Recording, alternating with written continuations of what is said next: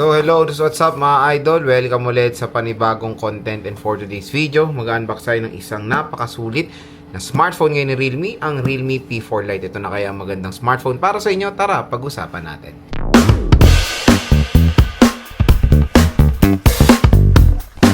Another Shopee, so another online haul na naman tayo, and this time ito meron tayong mare-recommend na napakalupit na smartphone ni Realme, which is a Realme P4 Lite. So medyo umarangkada ngayon ng Realme pagdating sa mga smartphones ngayon, at ito na ngayon ang i-introduce nila, the P4 Lite. And when it comes sa battery neto, napaka-solid mga idol dahil napakalaki ng battery neto, at yan ang meaning ng P ng Realme, power po.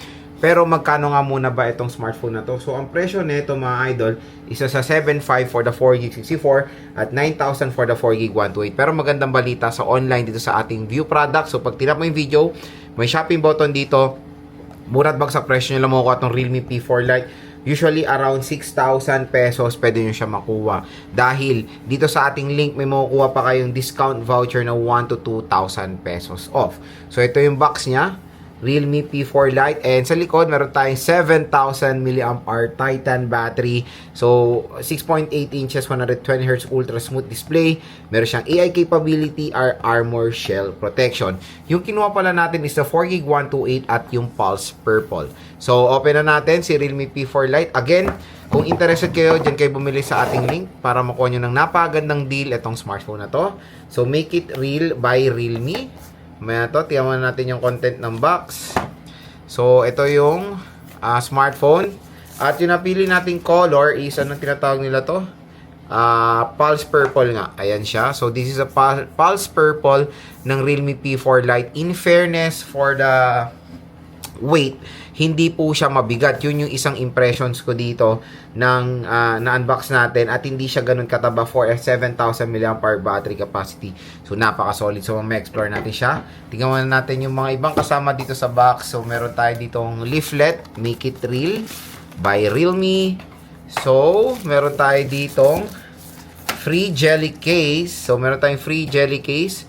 So ayan, meron tayong kasamang safety guide for more safety. Ayan. And quick guide. So, ang daming guide. So, parang tour guide na to. And meron tayong SIM eject tool. Yan lang yung content ng mga box, mga idol. Very, very simple lang, mga idol. Dito naman tayo sa loob. Meron tayo ditong USB Type-C cable, Type A to Type-C. And of course, kanyang charging brick. So, this is a charging brick. And sad to say, it's a 15-watt charging brick lang. So 5 volt 3 ampere, so 5 times 3 equals 15. So ayan siya mga idol, medyo slow charging siya for a 7,000 mAh battery capacity. So ito na ang Realme P4 Lite. So meron tayong dual rear camera system. So itong camera niya mga idol is meron tayong 8 megapixel main camera with f2.0 aperture. And ito basura yung pangalawa dahil auxiliary lens lang yan, meaning useless yan. Meron tayong flash dito. Capable siya ng 1080p video recording. Pagdating sa front-facing camera neto, it's 5 megapixels. So, meron siyang matte finish overall design.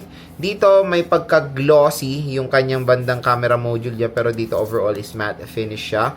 Dito sa right side, nandito ang ating power button, / fingerprint scanner, and yung volume rocker.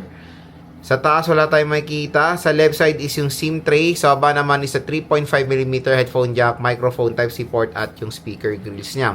Sa bibili ng smartphone na to, magandang balita, meron siyang pre-installed na screen protector out of the box. So, open na natin si Realme P4 Lite. Ayan. Realme powered by Android, at syempre kabit natin yung jelly case niya. So, when it comes sa jelly case, napakaganda ng jelly case nito mga idol. Ayan, no? Kitang-kita nyo pa yung kanyang likod or yung gorgeous design. And medyo OA yung cutout, parang pinapakita nila na parang 17 Pro Max din yung style nila. So, setup ko muna to, balik ako kayo. So, ayan na, setup na natin si Realme P4 Lite, at syempre, unang napansin ko dito, yung napakagandang nits of brightness nito. Napakataas. It's 900 nits of brightness. So, very, very helpful yan pag nasa outdoor kayo. Ayan. Especially sa mga motor taxi riders natin or grab riders, di ba? So, pwede nyo itong gamitin outdoor. 6.8 inches siya, notch display. Is IPS LCD display with the resolution of HD plus 720p resolution at 120Hz screen refresh rate. Ayan. So, check natin yung about phone ni Realme P4 Lite. Ayan. So, meron tayo dito about phone. Ang processor nito is the Unisoc T7250 Lods. Okay po ba yung processor na yan? For its price, medyo, ayun, 50-50 talaga. I will not recommend this syempre sa mga solid gamers natin. Pwede lang to for basic tasks, casual things, casual gaming and all. Hindi siya pwede for solid gaming, okay? 4GB of RAM siya and meron siya extended RAM na 8GB. So, medyo nagiging conflict na naman ng extended RAM sa mga ibang consumers natin na hindi ganun ka-aware when it comes sa extended RAM. Ito pa rin, physical RAM mismo ang ating titignan. Hindi po to yung virtual na yan. So, virtual RAM, hindi yan malaking help sa smartphone nyo. Parang konting tulong lang naman yan when it comes sa multitasking. So, Android 16 na siya right out of the box with Realme UI version 7.0. And yun nga, it's octa-core CPU with a clock speed of 1.8 GHz po ang Realme P4 Lite. Ang pinakamaganda dito sa smartphone na to, the battery itself, it's 7,000 mAh battery capacity. So, napakakunat netong si Realme P4 Lite. Syempre, yung display refresh rate niya, it's 120Hz screen refresh rate for smoother animation. Napaka-smooth mga idol. So, check natin yung camera niya. So, the camera performance, check din natin siya. So, this is a front-facing camera. Ayan. Indoor shot lang tayo. Pero in fairness naman, for 5 megapixel, it can give justice naman. Pero for its price, medyo mababa talaga yan. Pero kung makuha nyo dyan ng 6,000, 5,000, medyo all goods naman yan. Basta depende sa price kung magkano yun siya nakuha. So, the quality is very, ano lang naman siya. Ganun naman, yung hindi tayo makakapag-expect ng masyado dito sa Realme P4 Lite when it comes to camera performance. So, ayan mga idol, kung naghanap kayo ng isang smartphone na sobrang kunat ng battery, ito na magandang ilagay sa listahan nyo itong smartphone na to. Kaya kung interested kayo, tap mo yung video, may shopping button dito, mura't bagsak presyo lang makukuha itong Realme P4 Lite.